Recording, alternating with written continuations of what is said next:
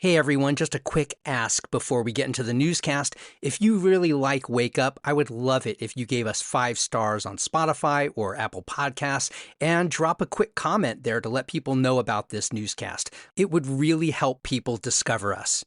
All right, on with the news.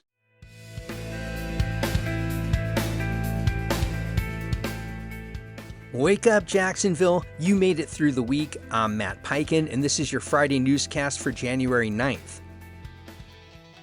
Jacksonville's economy is poised for a major boost this weekend as the Jaguars host their first home playoff game since 2023. That game brought $9.2 million in direct economic impact, and Sunday's matchup against the Buffalo Bills could bring even more thanks to a strong fan turnout and national attention. Local businesses like Skyline Wings and Things and the Players Grill are preparing for a rush of customers, including traveling fans from Buffalo. For Eastside restaurateur Wanda Laurie, the team's surprise playoff run has been a windfall, doubling foot traffic and turning her patio into a weekend tailgate hub. You can read more about this at Jacksonville Today. A federal judge in Jacksonville has ordered Florida to overhaul its system for notifying residents of Medicaid terminations, calling the current process, quote, incomprehensible and unconstitutional. Chief U.S. District Judge Marcia Morales Howard ruled that the state's vague and confusing notices violate due process, especially impacting families, children, and pregnant women. The decision also follows a class action lawsuit after nearly 500,000 Floridians lost coverage. The state must issue new, clear notices by March 17th or reinstate affected individuals until proper notification is provided. Read more about this in the Times-Union. Jacksonville's unemployment rate rose to just over 5% in November, marking its highest point since January of 2021, according to the Florida Department of Commerce. The increase follows a 4.3% rate in September, with October data unavailable due to a federal shutdown. Clay County reported the highest rate at 5.2%, while other counties matched the regional average. Despite the uptick, the area saw job growth, adding 10,500 positions over the year, primarily in private education and health services. But sectors like administrative services and wholesale trade saw declines. You can read more about this at the Jacksonville Daily Record.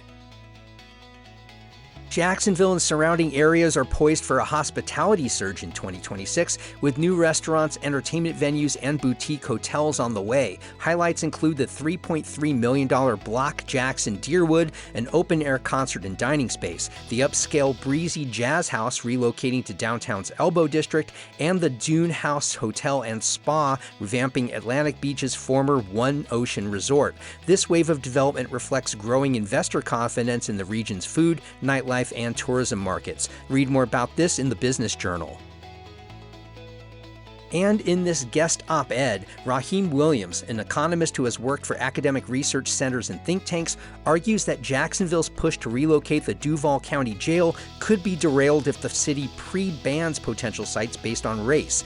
Williams criticizes City Council member Jimmy Peluso's effort to block consideration of historically black neighborhoods, saying it's legally risky and could invite costly discrimination lawsuits from other groups if race is made an explicit factor in site selection.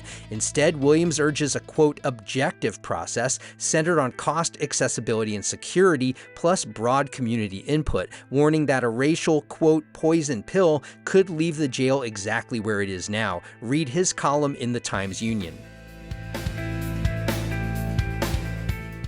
If you haven't already, sign up for our free daily newsletter. It's basically this newscast in written form. Go to wakeupjacks.transistor.fm. You can also find us on Facebook and Instagram at wakeupjacksfl. And please share this podcast with your friends who care about this city.